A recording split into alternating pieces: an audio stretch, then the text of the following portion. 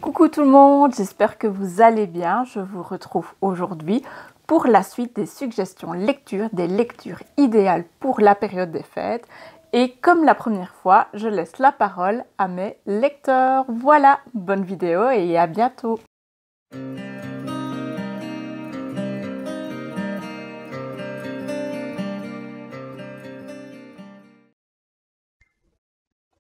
Bonjour, aujourd'hui je voudrais vous parler de La surprise de Noël. Alors l'histoire, c'est un homme et une femme qui travaillent dans la même boîte. Lui, c'est le boss, elle, c'est la secrétaire. Elle aime Noël et lui déteste Noël. Donc en fait, elle peut vraiment pas le voir parce qu'il est quand même assez imbu de sa personne. Il dit pas bonjour ou à peine, enfin bref. Et elle le déteste encore plus le jour où il lui demande d'enlever ses décorations de Noël parce que le règlement l'interdit. Voilà. Et donc du coup, elle raconte cette histoire à ses parents. Et ses parents, pour lui remonter le moral, l'inscrivent à un site de rencontre et ils mettent la photo du chien de famille en profil. Et donc du coup, elle va se faire contacter par un homme qui a fait la même chose qu'elle. Et donc du coup, bon bah l'alchimie va être au rendez-vous, etc. Et jusqu'à ce qu'ils se donnent rendez-vous dans la vraie vie. Et elle ne vient pas au rendez-vous, donc lui il ne comprend pas pourquoi. Et en fait, elle n'a pas été jusqu'au bout parce que quand elle est arrivée dans ce café, elle s'est rendue compte que finalement l'homme avec qui elle chattait, c'était son boss. Et donc du coup, ça va donner quand même des situations assez cocasses dans le sens où elle va un peu le regarder sous un autre jour et puis lui, il va pas trop comprendre ce qui se passe. Et donc voilà, c'est assez marrant. Et donc du coup, va-t-elle accepter un second rendez-vous dans la vraie vie? Bah, vous le saurez en lisant La surprise de Noël. Bonne fête! Bonjour, suite à la proposition de Twilight Den of Books, je vais vous parler d'un manga que j'aime bien. Il s'agit de La petite faiseuse de livres. Cette histoire parle de Urano Motosu. Enfin, pas exactement, car dès les premières pages, elle décède, écrasée sous les livres dont elle avait la garde en tant que bibliothécaire. Elle va alors se réincarner dans un autre monde, fort proche de notre Moyen-Âge. Dans ce monde, elle s'appelle Maine et est une petite fille de 3-4 ans avec de graves problèmes de santé. Et, horreur pour elle, elle apprend très vite qu'il n'y a aucun livre chez elle. Pire, sa sœur ne sait même pas ce que c'est qu'un livre.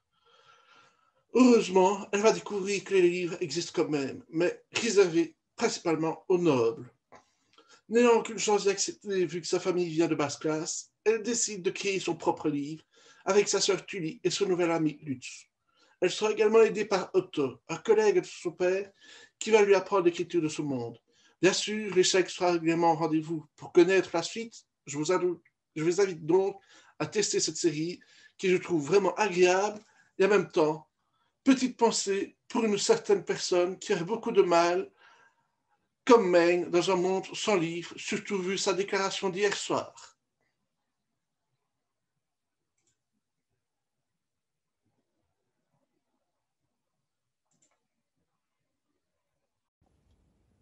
Coucou. Alors Jess, alias Eden of Books, m'a demandé de vous présenter une ou deux lectures idéales pour Noël. J'avoue, j'ai pas grand chose dans ma bibliothèque qui pouvait correspondre à ça. Maintenant, voilà, si je vais choisir un livre, c'est celui-là que j'ai pris.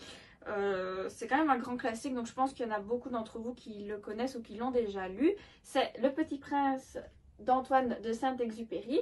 Alors, c'est un petit livre qui parle d'un aviateur qui a une panne de moteur et qui est donc se retrouve dans le désert, bloqué dans le désert, et il fait la rencontre d'un petit garçon qui sort de nulle part, et voilà, c'est le Petit Prince justement, qui lui demande de dessiner un mouton, il ne comprend pas trop pourquoi, mais voilà, au fur et à mesure, on connaît un petit peu l'histoire du Petit Prince, et voilà, je vais rien dire de plus parce qu'il n'y a que 115 pages, donc c'est quand même une toute petite histoire.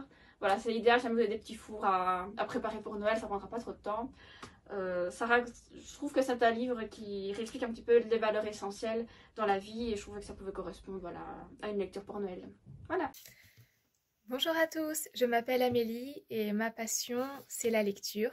J'ai d'ailleurs un compte Instagram que je vous invite à aller regarder. Ça s'appelle La Clé des livres et dessus j'écris des chroniques sur les livres que je lis. Aujourd'hui en partenariat avec le compte de The Eden of Books, j'ai décidé de vous présenter un livre qui me tient à cœur et qui est pour moi le livre idéal pour les fêtes de fin d'année. Ce livre c'est celui-ci, Un jour en décembre de Josie Silver. C'est un livre que j'ai lu l'année dernière, et ça a été un véritable coup de foudre. C'est un livre vraiment super pour les fêtes de Noël. C'est une histoire d'amour entre deux personnages, mais une histoire d'amour peu conventionnelle, puisqu'elle commence par un coup de foudre. Les deux personnages se croisent, oui, dans un bus, mais ne parviennent pas à se retrouver. Et pendant 10 ans, ils vont se croiser et continuer à vivre leur vie chacun de leur côté, mais tout en continuant à penser l'un à l'autre, jusqu'à ce qu'ils se retrouvent finalement, mais dans des circonstances auxquelles on ne s'attend pas forcément. C'est une très belle histoire d'amour. C'est très émouvant. On suit les deux personnages principaux, donc Laurie et Jack. On suit leurs pensées, leurs émotions. Et j'avoue que ce livre a été pour moi un véritable coup de cœur. C'est pour moi le livre de Noël. En plus, je trouve que la couverture est vraiment super belle. Sachez également que ce livre est sorti très récemment en livre de poche. Donc, il est vraiment accessible pour tous les budgets. Voilà, je vous souhaite à tous une belle journée et à bientôt.